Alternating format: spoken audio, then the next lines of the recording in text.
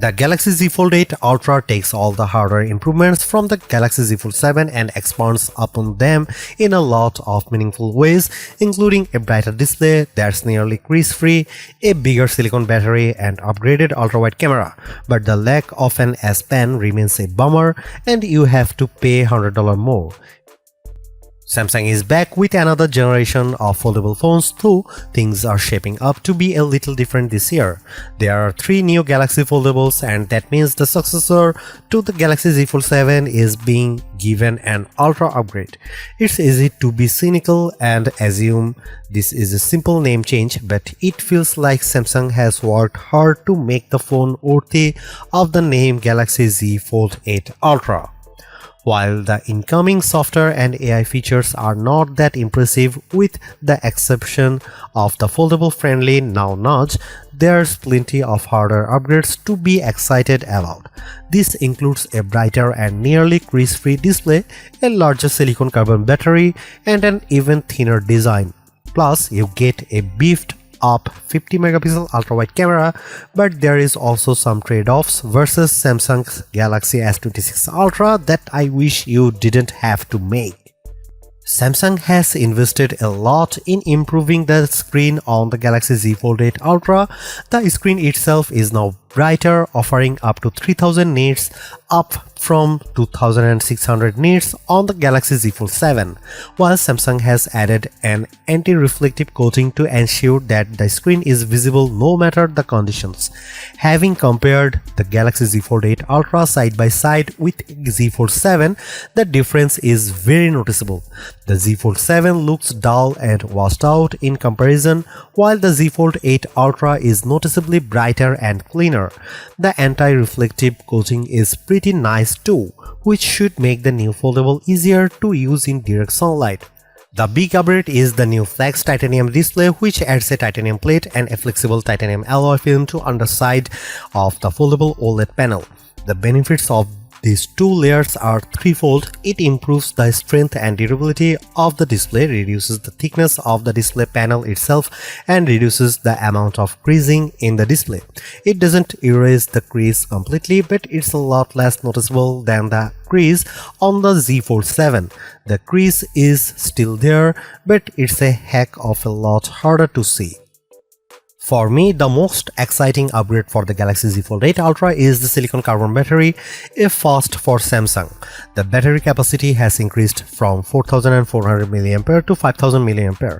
Not only does this mean the Z Fold 8 Ultra's battery is the same size as the Galaxy S26 Ultra's, it's also a whopping 600 mAh increase compared to the Fold 7.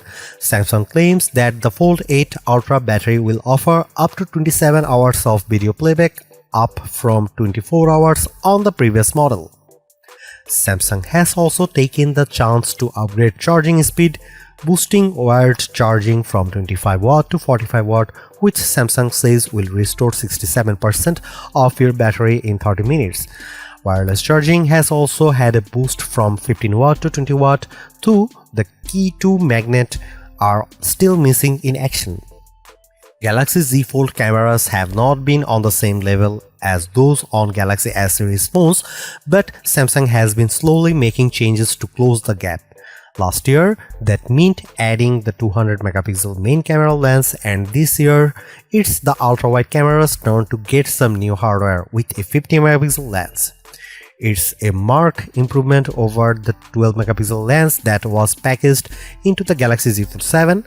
On top of this, Samsung has added HDR support for the 200 megapixel main lens, as well as a bunch of improvements to improve nightography and low light performance. This includes the addition of the Pro Visual Engine and advanced AP based image processing, both of which were previously been seen on the Galaxy S26 series. Samsung has been employing custom versions of flagship Snapdragon chips for a few years, but so far those for Galaxy chips have been only available with certain Galaxy S series phones and never in a foldable. Galaxy foldables always ended up with either the standard off-the-shelf Snapdragon chips or one of Samsung's own Exynos chips. That has changed this year, thanks to Samsung including the Snapdragon 8 Gen Elite 5 for Galaxy chipset in all three foldable phones. That means we should see a big leap in performance and efficiency compared to the Galaxy Z Fold 7. We haven't had the chance to benchmark the Galaxy Z Fold 8 Ultra yet, so we don't know how significant the leap may be, but it should hopefully mean that the new Galaxy foldables are more capable than before and at the very least should perform similarly to the Snapdragon equipped Galaxy S26 variants. The Z Fold 8 Ultra is being marketed as a productivity device as a way to set it apart from the Galaxy Z Fold 8 and Z Flip 8. Samsung has added a bunch of upgrades centered around multitasking with the goal of helping users make the most of the larger foldable screen inside the phone. Now Nudge has been added to the phone and optimized for both multitasking and the larger 8-inch display. This means that relevant apps will be opened in a split view when you get a nudge in, say, the Messages app, with support for up to 5 split view actions at a time. The screen also supports multiple touch points and can surface relevant actions based on contextual clues. The addition of ambient nudge also lets Now Nudge operate with a little more discretion, surfacing suggestions in the corner of your screen. Naturally, this also means Samsung is emphasizing the fact that the foldable screen is the equivalent of two 6.5-inch screens side by side. That's true of most foldables, but it emphasizes that this really is a tablet that you can fit in your pocket. And it's good to see Samsung really pushed this particular use case a little more. We knew that price hikes were coming for the Galaxy Z8 series thanks to ongoing issues with Ramageddon and the memory supply chain, but that doesn't mean we are pleased to see the price of the flagship Z Fold 8 increase for the third year in a row. The Galaxy Z Fold 8 Ultra starts at $2,099, which gets you a model with 12 GB of RAM and 256 GB. For reference, the cost of the Z Fold 7 with the exact same memory storage configuration costs $1,999, which means we are all being asked to pay an extra $100 simply because this phone is a little bit newer and more ultra. There are a bunch of great upgrades to be had, but the prospect of paying even more for an already expensive handset leaves a bad taste in our mouths. There is a lot to like about the Galaxy Z Fold 8 Ultra. This year's batch of hardware upgrades actually feel pretty meaningful compared to the incremental upgrades that have been so common in the phone world. While the Z Fold 7 certainly made headway in this area, the Z Fold 8 Ultra takes that progress and expands upon it in a lot of areas. For once, it feels as though a Galaxy Foldable isn't lagging too far behind the flagship Galaxy S series.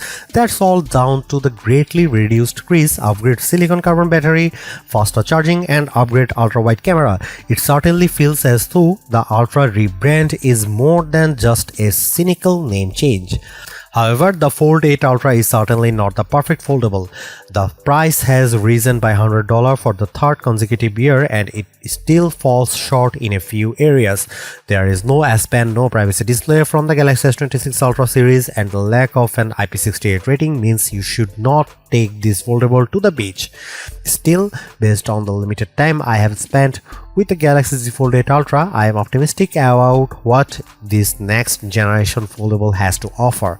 Now we just need to put it through its paces with some in-depth testing to see how it really performs. Samsung Galaxy Z Fold 8 Ultra pre-orders begin today ahead of an August 8 release date. Prices start from $2,099.